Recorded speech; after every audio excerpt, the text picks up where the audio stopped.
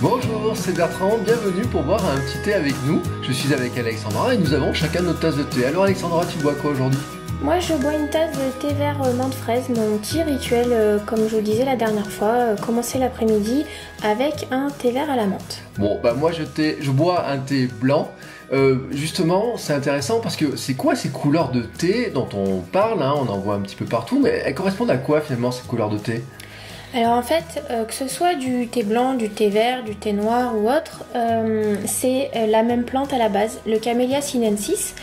Donc la différence entre les types de thé, c'est la transformation qu'on fait subir à la plante. Donc on reviendra sur les différences entre tous ces types de thé dans un épisode dédié. Mais quel que soit le thé que vous buvez, faut savoir que c'est donc la même plante. Attention juste à pas confondre le rooibos, qu'on appelle souvent thé rouge à tort. C'est en fait une plante d'Afrique du Sud qui n'a rien à voir avec le thé et qui ne contient pas de théine. Si c'est la même plante, est-ce que finalement les différences de préparation elles sont très importantes ? Alors globalement on prépare le thé différemment selon sa couleur. La température de l'eau et le temps d'infusion vont varier. Pour le thé blanc, on va infuser dans une eau moins chaude, plus ou moins longtemps, ça peut aller jusqu'à 20 minutes ou plus. On peut infuser certains thés verts moins d'1 minute, comme certains thés japonais. C'est vraiment variable selon les thés, surtout les thés nature. Parce que si vous consommez du thé parfumé, globalement, on va dire que le thé noir c'est entre 3 et 5 minutes dans une eau à 90 degrés. Donc 90 degrés, c'est un peu avant d'atteindre le point d'ébullition dans la bouilloire. Pour le oolong, c'est entre 3 et 5 minutes dans une eau à 85-90. Et le puer dans une eau 90-95 pendant 3 à 5 minutes.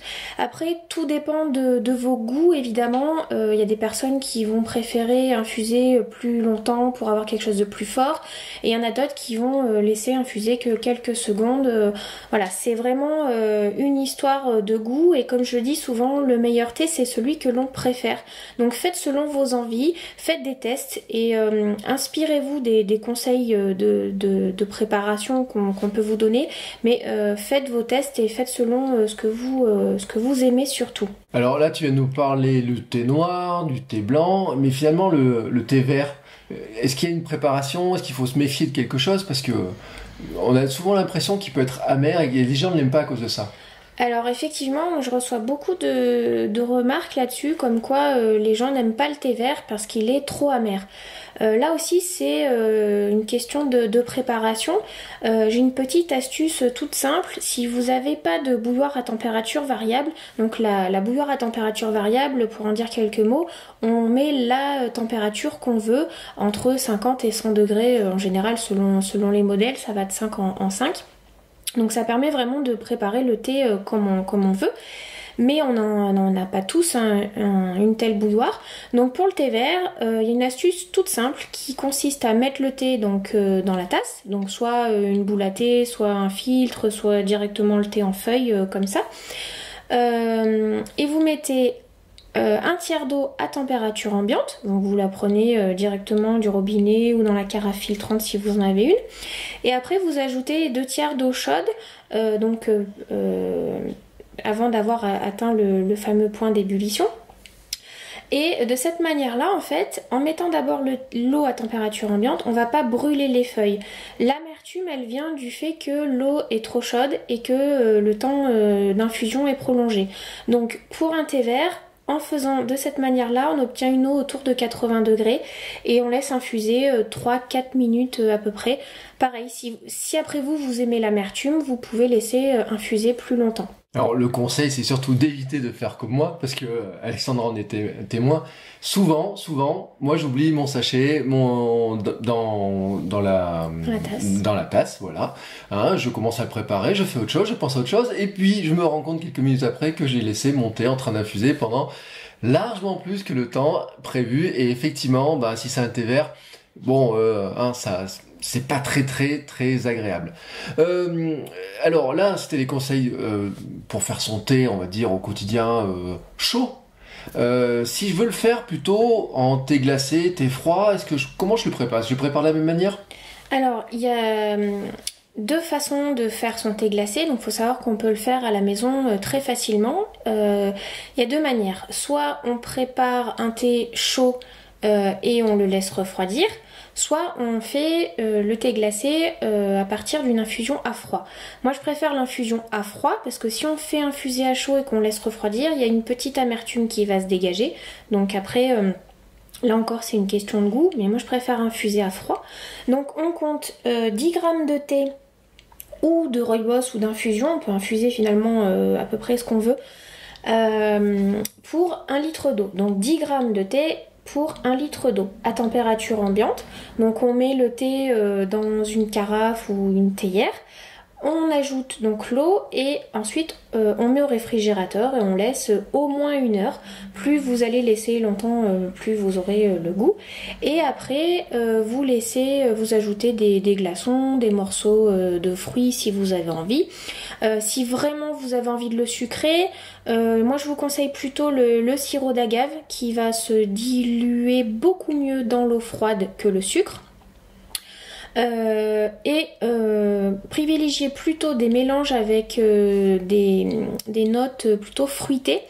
On peut faire infuser tout ce qu'on veut pour faire du thé glacé, mais c'est quand même plus sympa, c'est meilleur d'avoir des choses fruitées, fleuries pourquoi pas. Après les notes gourmandes, ça passe un peu moins. Après c'est encore une fois une question de goût, mais voilà. Bien, bon, on a fait un petit tour des conseils, comment préparer son thé, qu'il soit chaud ou qu'il soit froid. Mais finalement, avant de le préparer, il y a une étape qui est importante, c'est le thé à la maison, comment on le conserve, et surtout comment on s'assure que finalement ce thé, il va garder tout son parfum, tous ses arômes en le conservant dans nos placards. Alors le thé en fait il faut le conserver à l'abri de la lumière et loin des odeurs. Donc plutôt dans un sachet zippé qui ferme bien et qui est pas transparent, ou une boîte hermétique et pareil qui est pas transparente.